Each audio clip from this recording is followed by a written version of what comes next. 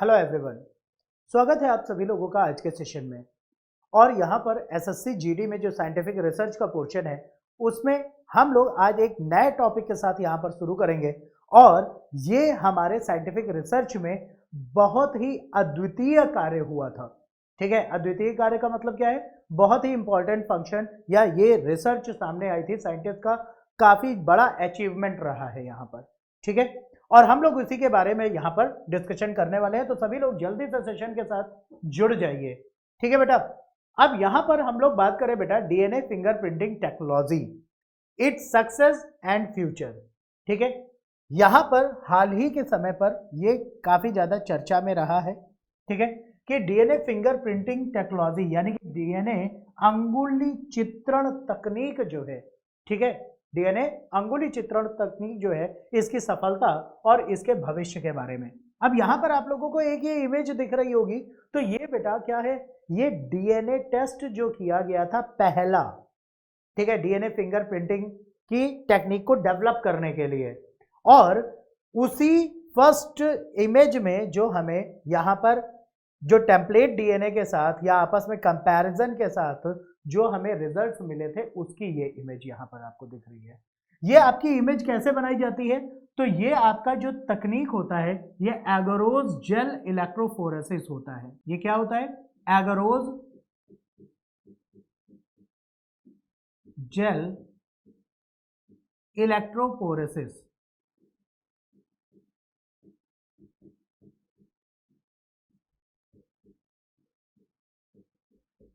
ठीक है, इलेक्ट्रोफोरेसिस होता है इलेक्ट्रो। अब यहां पर क्या होता है बेटा? एगरोज जेल का इस्तेमाल किया जाता है, साथ ही साथ यहां पर टेम्पलेट डीएनए यूज किया जाता है। और डीएनए के बारे में आप लोगों को पता है कि ये आपका किलो बेस पेयर केबी, ये सिस्टम में मत जाइएगा, जो आप लोग डेटा आप लोगों को मिलता है इंटरनेट के लिए उसमें मत जाइएगा, ये केबी यानी कि किलो बेस पेयर की बात हो रही है। ठीक है, साथ ही साथ यहां पर जब भी जेल बनाई जाती है तो जेल में यहां पर वेल्स बनाए जाते हैं, यानी कि कुएं जिनको हम लोग कह देते हैं, और इन्हीं कुओं में सैंपल को लोड कर दिया जाता है। अब सैंपल को लोड करने के बाद फिर इसका इलेक्ट्रोपोरेशन किया जाता है, यानी कि यहां पर विद्युत धारा प्रवाहित की जाती है, जिसकी वजह से जेल में डीएनए सैंपल के साथ आगे बढ़ता है। और फिर हम लोग यूवी रेज में इसकी इमेजेस को देखते हैं कि कहां पर कैसा कितना हमारा डीएनए या आरएनए आगे बढ़ा है। और फिर उसके बाद यहां पर क्या किया जाता है? एक एक्सरे शीट को लेकर के, यानी कि एक्सरे फिल्म को लेकर के उसके ऊपर रखा जाता है और फिर इमेज को डेवलप किया जाता है। तो ये हमें अलग अलग इमेजेस मिल जाती हैं। ठीक है, अब देखिए ये एगरोज जेल इलेक्ट्रोफोरेसिस है। यहां पर डीएनए के लिए कई चीजें आती हैं और ये आप लोगों के लिए भी जानना जरूरी है। एक तो होता है आपका वेस्टर्न ब्लॉट। ठीक है, वेस्टर्न ब्लॉट टेक्निक होता है। ठीक है, दूसरा होता है आपका सदर्न ब्लॉट। इन दोनों से ही आपके एग्जाम में क्वेश्चंस बने हैं। ठीक है, वेस्टर्न ब्लॉट और सदर्न ब्लॉट।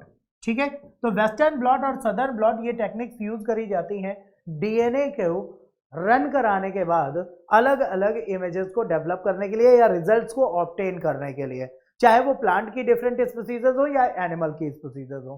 तो इसका जो सक्सेस मिली थी, इसी से हमें पता चला था कि पूरे विश्व में जो मनुष्य हैं उन सभी के जो पूर्वज हैं वो अफ्रीका कॉन्टिनेंट से बिलोंग करते हैं। अफ्रीका कॉन्टिनेंट से ही मनुष्य का विकास हुआ है और फिर उसके बाद ये पूरे विश्व में धीरे धीरे करके स्प्रेड हो गए।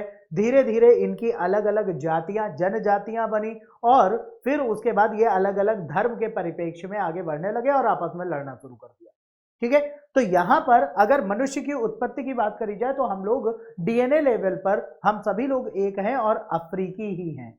ठीक है, क्लियर? अब ये बताया किसने था या कैसे पता चला?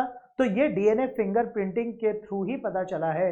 और यहां पर जो ट्राइबल्स हैं, यानी कि जो जनजातियां हैं जो आज भी निवास कर रही हैं, उनके पास विज्ञान के आधार पर अगर देखा जाए तो उनके पास सुख सुविधाएं नहीं है। वो अपनी रूढ़िवादी विचारधारा के साथ ही जी रहे हैं, अपनी परंपराओं के साथ ही जी रहे हैं और प्रकृति के समीप हैं। तो वो सभी लोगों का जब डीएनए सैंपल लिया गया और उसके बाद बाकी सभी लोगों से मैच किया गया, तो ये पाया गया कि अंदर से जो हम लोगों को फॉसिल्स मिले हैं उनसे भी डीएनए से मैच किया गया कि अंदर से हम सभी लोग क्या है बेटा, अफ्रीकी ही है। ठीक है, क्लियर। अब यहां पर आगे बढ़ते हैं हम लोग कि डीएनए फिंगरप्रिंटिंग टेक्नोलॉजी का सक्सेस तो हमें पता चल गया कि हम सभी लोग अंदर से एक ही हैं, अफ्रीकी ही हैं, मनुष्य हैं। भविष्य के आधार पर अगर देखा जाए तो आप लोग देखते हैं कि आजकल क्राइम बहुत ज्यादा हो रहा है।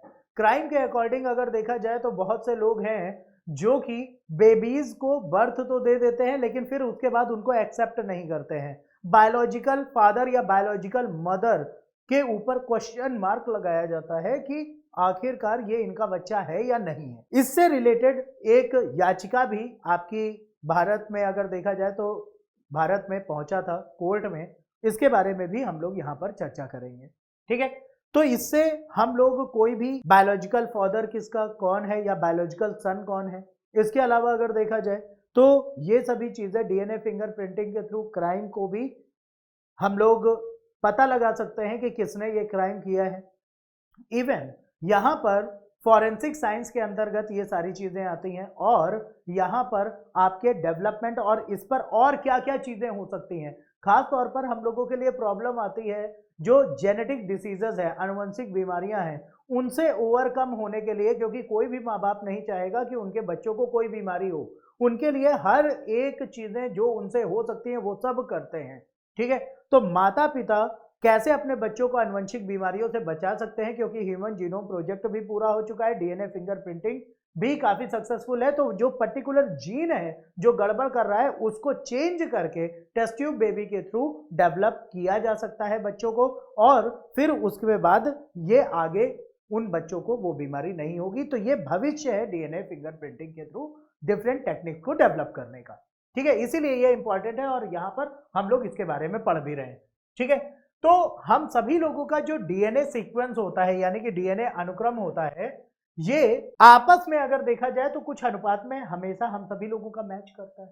ठीक है, अगर यहां पर देखा जाए कि हम सभी लोग कहें कि क्या हम लोगों का डीएनए आपस में ही पूरी तरीके से अलग है, जैसे हमारी बॉडी से डीएनए सैंपल को लिया जाए, आपकी बॉडी से डीएनए सैंपल को लिया जाए और उसको मैच कराया जाए तो क्या मैच करेगा? हम दोनों लोग हैं तो अलग अलग, लेकिन जब मैचिंग की बात आएगी तो कुछ अनुपात में हम लोगों का जो डीएनए है ये आपस में मैच करता है, ज्यादा अनुपात में हम लोगों का डीएनए आपस में मैच करता है और कुछ अनुपात में अलग होता है।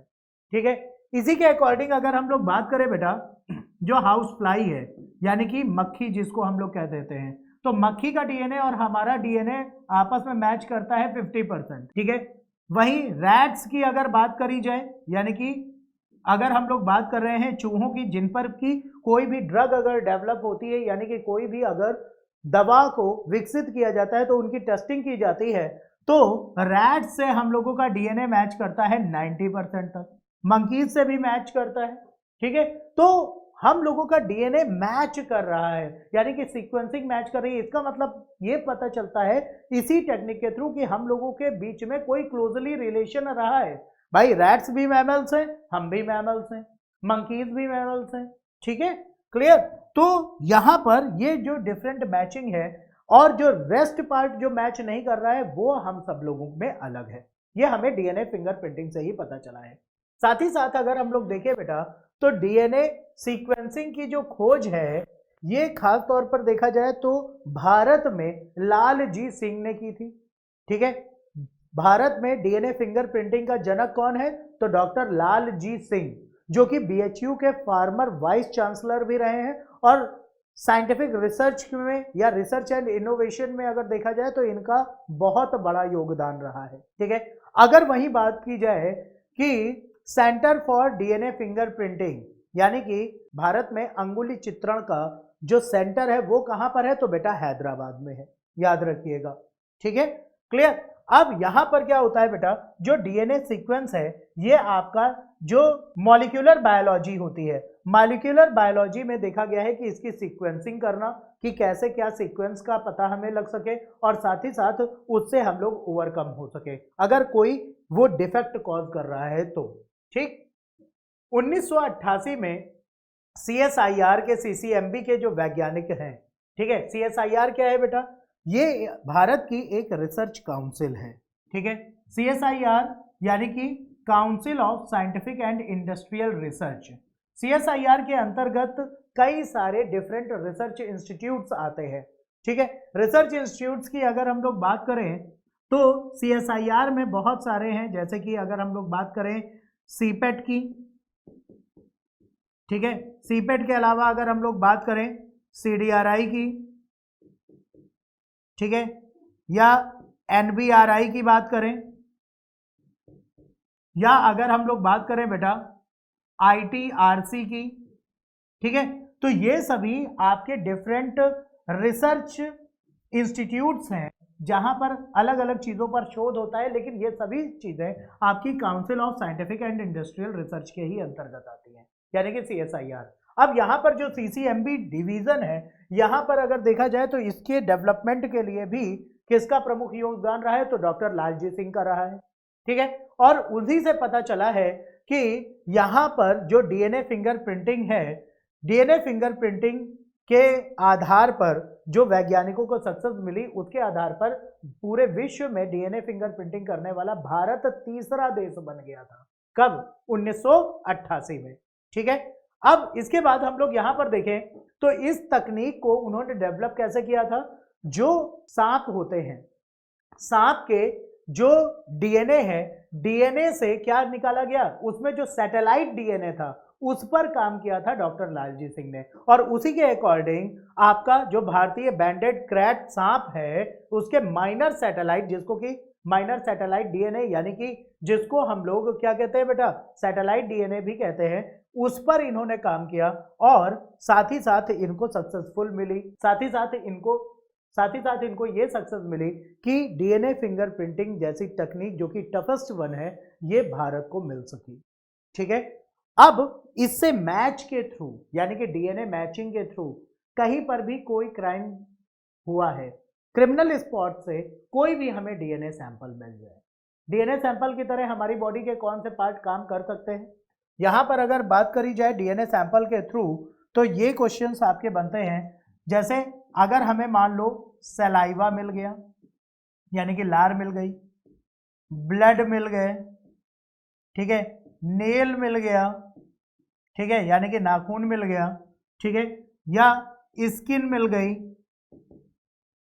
ठीक है, हेयर मिल गए, यानी कि बाल मिल गए, ठीक है। तो इनमें से कोई भी चीज अगर क्रिमिनल साइड से हमें मिलती है तो उससे हम लोग आसानी से DNA निकाल सकते हैं। क्यों DNA निकाल लेंगे? क्योंकि ये सभी चीजें अगर हम लोग यहां पर देखें तो ये जितनी भी चीजें हैं, इन सभी में सेल्स सबसे ज्यादा मेन रोल प्ले करती हैं। और सेल्स के अंदर न्यूक्लियस होता है, यानी कि कोशिकाएं मुख्य भूमिका निभाती है। कोशिकाओं के अंदर केंद्रक होता है और केंद्रक के अंदर जेनेटिक मटेरियल यानी कि DNA उपस्थित होता है। और यही DNA आपका रोल प्ले करेगा एज अ टेम्पलेट DNA की तरह, जिससे कि सस्पेक्ट यानी कि जिन लोगों पर शक है उन लोगों की बॉडी से DNA सैंपल को ले करके हम उसको चेक कर सकते हैं, ठीक है, क्लियर। तो ये जो तकनीक है आपकी यहाँ पर DNA फिंगरप्रिंटिंग की, ये आपकी डेवलप हो पाई, ठीक है। साथ ही साथ वैज्ञानिकों ने इन जांचों का उपयोग करके व्यक्तिगत विशिष्ट DNA बैंडिंग पैटर्न भी पाया, यानी कि हर एक जो व्यक्ति है उन सभी में जो जीन की सीक्वेंसिंग होती है वो थोड़ी सी अलग होती है एक दूसरे से, और इन्हीं के कारण हम लोगों का रंग रूप और आकार है, तो हम सभी लोग मनुष्य, लेकिन रंग रूप और आकार पूरी तरीके से अलग है, ठीक है। साथ ही साथ इस टेक्निक का उपयोग करके पहचान को स्थापित करने के लिए भी किया जा सकता है। पारंपरिक रूप से उंगलियों के निशान, यानी कि जैसे हम लोग कहीं पर भी जाते हैं या आधार कार्ड हम लोगों ने बनवाया है तो उसमें हम लोग फिंगरप्रिंट्स का यूज करते हैं, रेटिना का यूज करते हैं, ठीक है। लेकिन यहां पर आगे चल करके क्या होगा बेटा, हम सभी लोगों का एक अलग से आइडेंटिटी बन सकती है जो कि DNA फिंगरप्रिंट के आधार पर डेवलप होगी, ठीक है। 1991 में एक केस सामने आया था, किसका? बायोलॉजिकल फादर यानी कि पितृत्ववाद का। इसमें DNA फिंगरप्रिंटिंग का जो सबूत कोर्ट में पेश किया गया था, कहां पर? तो केरला के हाई कोर्ट में, ठीक है। ये आपका क्वेश्चन बन सकता है कि पहला जो आपका DNA फिंगरप्रिंटिंग का यानी कि DNA अंगुली चित्रण का जो रिपोर्ट है वो किस कोर्ट में सबमिट की गई थी, तो वो है आपका कहां पर, डीएनए फिंगरप्रिंटिंग का सबूत केरला के हाई कोर्ट में पेश किया गया था और भारतीय न्यायपालिका के इतिहास में पहली बार इसे अदालत में अचूक साक्ष्य के रूप में स्वीकार किया गया था। ठीक है, क्यों? क्योंकि इसको पता है, यहां पर टेक्निक के थ्रू ये डेवलप किया गया और ये पता लगाया गया कि जो बच्चा है उसका फादर का डीएनए तो मैच करेगा ही करेगा। ठीक है, फादर और मदर दोनों का मैच करेगा क्योंकि उन्हीं के अंश से ये बना है। तो इसलिए अगर देखा जाए तो इसको न्यायपालिका यानी कि जो भारत में न्याय और कानून व्यवस्था बनाए रखने के लिए इंपॉर्टेंट है, उसके इतिहास सबसे पहले 1991 में अचूक साक्ष्य के रूप में इसको स्वीकार किया गया था।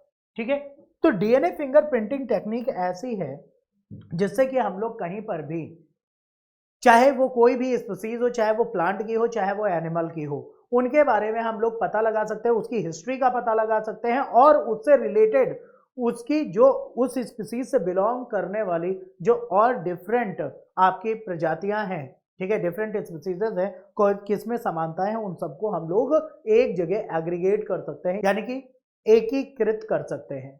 ठीक है, और इसी आधार पर ये सारी चीजें चलती है। तो डीएनए फिंगरप्रिंटिंग का फ्यूचर काफी ज्यादा है और साथ ही साथ इसकी हिस्ट्री और इसके डेवलपमेंट के बारे में हम लोगों ने यहां पर बात की।